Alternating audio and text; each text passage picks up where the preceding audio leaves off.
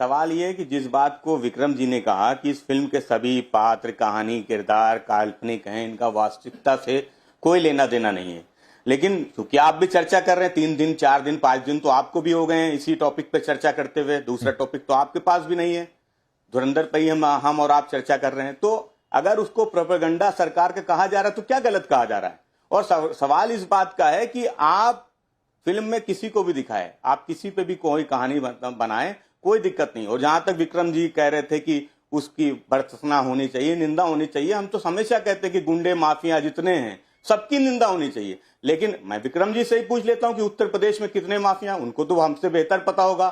Police प्रशासन उन्होंने पूरा चलाया है, उत्तर प्रदेश चलाया है, कितने गुंडे माफिया उत्तर प्रदेश में वर्तमान में वो भी जानते होंगे। लेकिन शायद विक्रम जी और गुंडे माफियाओं की चर्चा नहीं करेंगे, केवल एक की माफिया चर्चा हो रही। हम तो कहते हैं कि अतीक अहमद गुंडा था, माफिया था, और जो दूसरे माफिया गुंडे हैं नहीं फखरुल जी, पार्टी के साथ एक तो अलबत्ता 3 दिन बाद मैं धुरंधर पर डिबेट कर रहा हूं सर, नहीं 3 दिन बाद धुरंधर पर डिबेट कर रहा हूं। पिछले 3 दिन में दूसरे ही टॉपिक रहे, आप शो का हिस्सा नहीं थे, वो एक अलग बातचीत थी, तो छोड़ दीजिए उधर। चैनल में कौन से क्या टॉपिक रहे, मैं उस पर ना तो आपका अधिकार है और आप क्या बोलेंगे उस पर मेरा अधिकार नहीं है, तो वो चर्चा वैसे भी बेमानी है।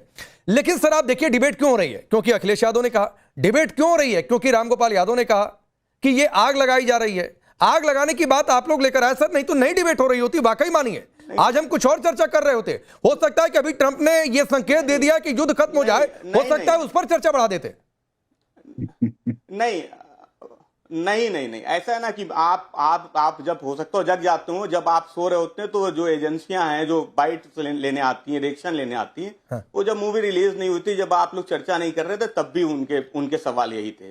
तो मैं बेहतर जानता हूं कि जब हम इस पे चर्चा नहीं भी कर रहे थे, हमारी पार्टी की तरफ से उस पर कोई रिएक्शन नहीं था, तब भी सवाल क्या थे मीडिया की, इसलिए वो हम बेहतर जानते हैं। लेकिन सवाल ये कि अगर विक्रम जी कह रहे हैं कि उनके किसी राजनीतिक दल से रिश्ते थे, तो और किस से रिश्ते थे? क्या विक्रम जी नहीं जानते कि इस सरकार में जो महत्वपूर्ण लोग हैं, जो मंत्री हैं, क्या अतीक के उनसे रिश्ते नहीं थे? क्या उनको नहीं जानते हैं विक्रम जी? नाम उनके भी लेने चाहिए। तो कौन लोग हैं, कौन प्रभावशाली लोग हैं जो बयान भी दे रहे हैं, लेकिन क्या उनके रिश्ते नहीं थे? रिश्ते नहीं थे, आज भी हैं रिश्ते, जब वो थे तब थे रिश्ते।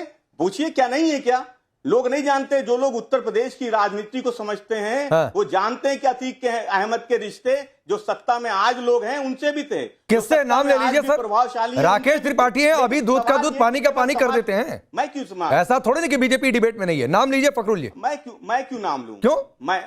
अरे नहीं, नाम तो हम तो कह रहे गुंडे माफियाओं के ले लीजिए। नहीं आपने कहा ना कि जो आज सत्ता में है उनके संबंध अतीक अहमद से, सर नाम ले लीजिए, क्या दिक्कत है? लाइव शो है, एडिट भी नहीं हो पाएगा। अरे मैं आपसे भी पूछ रहा हूं। हाँ। अरे मैं तो आपसे भी पूछ रहा हूं, आज जो गुंडे माफिया उनके किससे रिश्ते? सर मैं कहां कह रहा हूं कि आज गुंडे माफिया नहीं है, लेकिन आपने कहा चूंकि अतीक अहमद पर चर्चा हो रही है फखरुल जी, मेरी बात तो आप जितना कहिए मैं आपको समय दूंगा। आज आप पूरा काला चिट्ठा खोल दीजिए कि सत्ता में बीजेपी और बीजेपी के कौन कौन से नेताओं के संबंध अतीक अहमद से, पूरा समय मैं आपको डेडिकेट कर दूंगा। और बताइए। जो सब लोग जानते हैं सर, नाम ले लीजिए। सब जानते हैं और आप भी जानते होंगे, मैं जानता हूं, क्योंकि उत्तर प्रदेश में क्यों ले लूं? आप नहीं जानते क्या? आप नहीं जानते क्या? मैं नहीं जानता हूं। या विक्रम जी इतने महत्वपूर्ण पद पे बैठे हुए थे, उनको नहीं जान के रही क्या? मैं नहीं जानता हूं। जिनको जानना है वो जान रहे हैं। और जो मैं बात कह रहा हूं, ना फखरुल जी मैं नहीं जानता हूं, सीरियसली मैं नहीं जानता हूं। आप तो एंकर हैं, आपका बहुत कुछ जानना जरूरी नहीं। आपका नहीं जानना बहुत जरूरी। आप तो उत्तर प्रदेश सर बता दीजिए दर्शक, मुख्तार के बाद तीसरा माफिया का नहीं फखरुल हसन जी, इससे बेहतर मौका नहीं हो सकता है सर। बंगाल में जरूर चुनाव है, एक साल भी ढंग से नहीं बचा है, और चुनाव उत्तर प्रदेश में देश का सबसे बड़ा सूबा है। आज आप खोल दीजिए बीजेपी का कच्चा चिट्ठा, खोल दीजिए, मैं आपको समय देता हूं। बड़ा दुर्भाग्य इससे बड़ा दुर्भाग्य आपके पास क्या होगा कि आपको उत्तर प्रदेश में मुख्तार और अतीक के बाद कोई दूसरे माफिया नहीं मालूम? नहीं माफिया है, मैं ये नहीं कह रहा हूं कि गुंडे माफिया नहीं है, लेकिन मेरा सवाल नहीं फखरुल जी, मैं ये नहीं कह रहा हूं कि उत्तर प्रदेश में गुंडे माफिया खत्म हो गए। मैं सिर्फ ये कह रहा हूं कि अतीक अहमद का संबंध बीजेपी के किन नेताओं से? पूरा समय दे रहा हूं मैं आपको पूरा समय दे रहा हूं डिबेट का। मैं पूरा डिबेट का समय आपको दे रहा हूं। नहीं मेरा तो समय है ही सर, उसमें आपको देने की जरूरत थोड़ी नहीं है फखरुल जी। पूरा समय सर पूरा समय मेरा ही है, सुनने के लिए इस शो का पूरा समय मेरा है, और मैं यहाँ पर तय करता हूँ किसको कितना समय दूंगा। सर मैं सुन रहा हूँ, मैं ये तय कर रहा हूँ कि आज मैं समाजवादी पार्टी को सबसे ज्यादा समय देना चाहता हूँ। मैं भी तो देख लूं कि आप लोग किसके नाम ले पाते हैं। नहीं सर, आप फिर वही बात है, आपने दावा ठोका कि बीजेपी के मौजूदा सत्ताधीशों के संबंध है, अतीक अहमद से कर रहा हूं सर, अतीक मुख्तार पर तो बहुत ज्यादा शो हमने किया सब जानते और विक्रम सर वो के सब साथ किया, जानते हैं। तो मैं वो तो सब चाहता हूं जानते कि उन बीजेपी वो सब नेताओं के जानते नाम हैं। आए सामने। वो सब लोग जानते हैं, सब जानते हैं, वो रा- सब जानते हैं, वो सब जानते हैं ठीक। जो लोग उत्तर प्रदेश की राकेश जी, राजनीति करते हैं उनको करीब सबके 3 से नाम 4 मिनट मैंने मेहनत की, सबको बीजेपी पता है, नेताओं के नाम तो नहीं आपको बता पता है, पाए। हमें भी पता है। चलिए मैं सवाल आपसे ये कर लेता हूं कि आप लोग सियासत तो कर ही रहे थे, आपने ये फिल्म बनाने का भी नया काम शुरू किया है क्या? देखिए, पहले तो मैं फखरुल हसन की आज प्रशंसा करूंगा, क्योंकि फखरुल हसन पहले मुझे लगता है वो नेता है समाजवादी पार्टी के, जिन्होंने आज सार्वजनिक तौर पर इस लाइव मंच पर स्वीकार किया है कि अतीक अहमद गुंडा मवाली था। हालांकि जब वो स्वीकार कर रहे थे तो आपकी स्क्रीन पर ही तमाम सारे ऐसे दृश्य चल रहे होंगे जिनको देख रहे हैं दर्शक, जिसमें माफिया अतीक अहमद के कुत्ते से हाथ मिलाते हुए मुलायम सिंह यादव जी दिखाई पड़ रहे हैं। यानी कितनी नजदीकी रही होगी कि माफिया के कुत्ते से हाथ मिलाते थे। गुंडे मवाली थे ये फखरुल हसन साहब शायद बाद में जान पाए या मुलायम सिंह जी को उस समय बता नहीं पाए। अखिलेश यादव जी के साथ भी मंच पर गलबहियां करते हुए बहुत नजदीकी के फोटो दिखाई पड़ रहे हैं। शायद उनके नेताओं को तब ये जानकारी नहीं थी कि ये गुंडा माफिया मवाली है, ये बाद में जानकारी हुई है। लेकिन फिर भी इस साहस के लिए कम से कम मुझे लगता है फखरुल हसन का अभिनंदन होना ही चाहिए, उनकी मुक्त कंठ से प्रशंसा होनी ही चाहिए कि उन्होंने आज ये स्वीकार किया कि अतीक अहमद गुंडा माफिया मवाली था, अपराधी अब था। आप आगे लेकिन आगे के माफियाओं के गुंडा नाम आप माफिया बता अपराधी दीजिए, मवाली हम पर कोई राकेश जी फिल्म में इंतजार अगर कर कहीं रहे हैं आपकी। दृश्यांकन होता है, हो सकता आप- उसके बारे में अगर आपका कहीं हो कुछ सकता आता है है इन तो दोनों मुझे माफियाओं आश्चर्य हो रहा है आपके कि आपको जुबान पीड़ा पर क्यों होने लगता है। लगी, आपको क्यों दर्द होने लगा। एक अकबर और बीरबल के किस्से में एक किस्सा आता है जिसमें चोर की दाढ़ी में तिनका, ये मुहावरा आता है निकल करके कि चोर की दाढ़ी में तिनका जैसे ही कहा गया वैसे ही चोर ने अपनी दाढ़ी संभालना शुरू कर दी। ये कुछ उस तरह का मामला है क्या? अतीक अहमद से साम्यता वाला कोई कैरेक्टर अगर दिखाई पड़ा, हम तो पूछ क्योंकि रहे हैं। डायरेक्टर तो इस बात को बाकायदा घोषित करते हैं फिल्म निर्माता कि इस फिल्म के सभी पात्र काल्पनिक हैं, अगर इनका किसी से साम्यता मिलती है तो वो केवल संयोग मात्र होगा। लेकिन जैसे अखिलेश यादव जी तमाम सरीखे नेताओं ने उसके साथ साम्यता देखना शुरू कर दिया, यह स्पष्ट है कि ये चोर की दाढ़ी में तिनका है, आपने स्वीकार कर लिया। और अगर स्वीकार कर लिया है तो जनता के सामने ही बातें आने दीजिए। नहीं राकेश त्रिपाठी जी, कि कौन राकेश त्रिपाठी जी, बहुत सारे माफिया ऐसे हैं जिनका आप लोग बचाव कर रहे हैं। फखरुल हसन ये आरोप लगा रहे हैं आप पर कि बहुत सारे माफिया आज है जिनका आप लोग बचाव करते हैं। अब मुझे लगता है कि माफियाओं के नाम इनको लेने चाहिए। हम तो ये नाम लेकर के बता सकते हैं कि कैसे पूर्वांचल से मुख्तार अंसारी का, कैसे इलाहाबाद के क्षेत्र से, प्रयागराज के क्षेत्र से अतीक अहमद का, कैसे अवध क्षेत्र में खान मुबारक, सलीम सोहराब, रुस्तम जैसे तमाम अपराधियों को कैसे हमने निस्त्राभूत करने का काम किया है, कैसे मुकीम काला जैसे लोगों के गिरोहों को सत्यानाश कर देने का काम हमारी सरकार ने किया है, कैसे आज इहलोक से परलोक की यात्रा कराने का काम हमने किया है, कैसे आज उत्तर प्रदेश के माफियाओं के भीतर मन में डर बैठाने का काम हमने किया है कि आज तख्ती लटका करके गले में थाने के भीतर आकर के सरेंडर कर रहे हैं। फखरुल हसन जी, आपको 30 सेकंड से 1 मिनट देता हूं सर। आप बीजेपी नेताओं का नाम तो नहीं ले पाए कि किनके अतीक अहमद से संबंध है। चलिए आप उन माफियाओं का नाम ले लीजिए जिनको बीजेपी बचा रही है। राकेश त्रिपाठी लगे, आप जवाब भी दे लेंगे। नहीं, मैं तो उन शरीफ लोगों के नाम ही नहीं ले सकता साहब। उत्तर प्रदेश में मुझे रहना है, इस उत्तर प्रदेश में जहां जंगल राज कायम है, जहां पे अजीत सिंह की लखनऊ में खुलेआम हत्या कर दी जाती है, मुझे उस उत्तर प्रदेश में पता है कि कौन गुंडे हैं, कौन माफिया हैं। और आप नहीं जानते क्या बनारस वाले कौन है, आप नहीं जानते क्या जौनपुर वाले कौन है। लेकिन राकेश त्रिपाठी जी नाम ले लेंगे तो हो सकता प्रवक्ता ना रहे, 2 घंटे में हट जाएंगे, ये पैनलिस्ट की लिस्ट बाहर हो जाएंगे।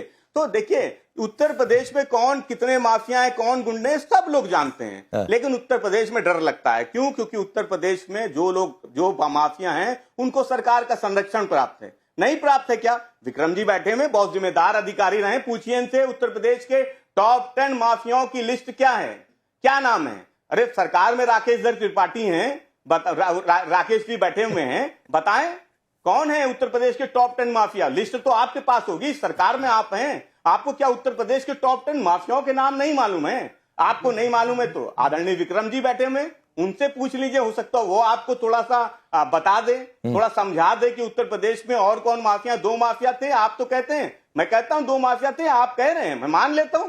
आप स्वीकार करके दिखाओ, आप में हिम्मत है स्वीकार करने की, आप में नाम लेने की हिम्मत है क्यों नाम लोगे? क्योंकि सरकार का संरक्षण प्राप्त है। अच्छा, ठीक। तो गुंडे माफियाओं की नाम आप भाजपा वाले हाँ। बहुत बहुत बहुत शरीफ हैं। आप सब लोग बहुत शरीफ हैं। आप ये जो माफिया गुंडे उत्तर प्रदेश में पल भल रहे हैं, जिनकी लिस्ट बहुत लंबी है, उनसे भाजपा का कोई लेना देना नहीं, लेकिन हर घटना में उन माफियाओं को बचाया जाता है। ठीक है, भाजपा का कोई लेना देना नहीं। मैं 30 सेकंड राकेश त्रिपाठी, गुंडे माफिया आप लोग कहते हैं यूपी सबसे सुरक्षित, ये तो कह रहे हैं कि मैं ना माफिया का नाम लूंगा ना जो है नेता का नाम लूंगा। मुझे तो डर लग रहा है यूपी में। देखिए, फखरुल हसन तो डर रहे हैं, हमने तो माफियाओं के नाम गिनाए, और किसी को जरूरत हो, मैं तो आपके दर्शकों से कह रहा हूं, जब अभी ये फखरुल हसन कह रहे थे ना कि टॉप 10 माफिया कौन है, क्योंकि सूची अपडेट होती रहती है ना, यूपी पुलिस जो टॉप 10 में नाम आते हैं उनमें से तुरंत नाम गायब करा देती है, नाम उनके एक एक करके कट जाते हैं, लोग से परलोक की यात्रा हो जाती है, जेल की सलाखों के पीछे पहुंच जाते हैं, तो इसलिए टॉप 10 की माफिया परिवर्तित होती रहती है। लेकिन जैसे ही इन्होंने कहा तो मैंने तुरंत गूगल पे सर्च किया, आपके देख रहे दर्शक भी गूगल पे सर्च कर लें, यूपी के टॉप 10 माफिया जैसे ही सर्च करेंगे तो UPPolice.gov.in वेबसाइट का नाम बता रहा हूं, नोट कर लीजिए फखरुल हसन, आपको दिक्कत नहीं होगी, उस पर नाम खोल करके आ जाएंगे कि कैसे नंबर 1 पर नाम विनोद कुमार का है 50,000 रुपए का इनामी, सलीम उर्फ मुख्तार शेख 50,000 रुपए का इनामी, संजीव नल 50,000 रुपए का इनामी, सुधीर उर्फ महाकर सिंह 50,000 का इनामी, रामनरेश ठाकुर 50,000 का इनामी। यह है ना लिस्ट में नाम, और इनके खिलाफ कार्रवाइयां हो रही हैं, हम इनको गिरफ्तार करके जेल के पीछे भी भेज रहे हैं, कुछ प्रदेश की सीमा छोड़ करके भाग गए, और कुछ लोग यात्रा कर रहे हैं। ये लिस्ट रोज बदलती रहती है, इसलिए फखरुल हसन आप प्रोपेगेंडा मत फैलाया करिए, आप डरिए मत, डंके की चोट पे बताइए कौन अपराधी है, कौन माफिया है, डंके की चोट पे बताइए ना, आइए ना बताइए ना। राजनीति करते हैं, डर के राजनीति करेंगे, ये समाजवादी पार्टी डर के राजनीति करने लगी क्या? ये गुंडे अपराधियों का संरक्षण करने वाले लोग डरने लगे क्या? और अगर गुंडे अपराधियों का संरक्षण करने वालों के मन में डर है, ठीक है, तो ये डर जनता के लिए अच्छा है।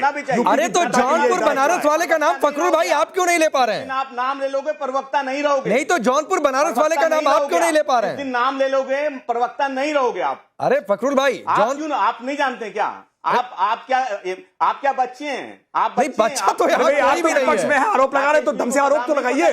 विक्रम जी से पूछ लीजिए, विक्रम जी से पूछ लीजिए। अच्छा विक्रम सर, मैं आपको ले आता हूं, इसके बाद जगदीश जी और हजारी साहब आ रहा हूं।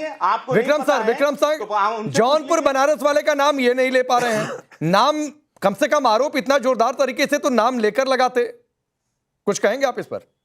बिल्कुल कहूंगा, फखरुल साहब निहायत नेक और शरीफ इंसान है, अब वो नाम नहीं ले रहे हैं तो मैं समझ रहा हूं उनकी शराफत है ये, और मैं समझ सकता हूं। लेकिन राकेश जी, मैं आपसे ये गुजारिश करूंगा कि ये पुलिस की लिस्ट आपने बता दी, ये रेगुलरली अपडेट होती, जब कुछ मारे जाते हैं, कुछ जेल जाते हैं, और मेरे पास जो लिस्ट है उसमें भी जो नाम है, इसमें सुंदर भाटी, मदन सिंह बद्दो, सुधाकर सिंह प्रतापगढ़, योगेश भदौड़ा, सुनील राठी, अनुपम दुबे, खान मुबारक, और ये लिस्ट निरंतर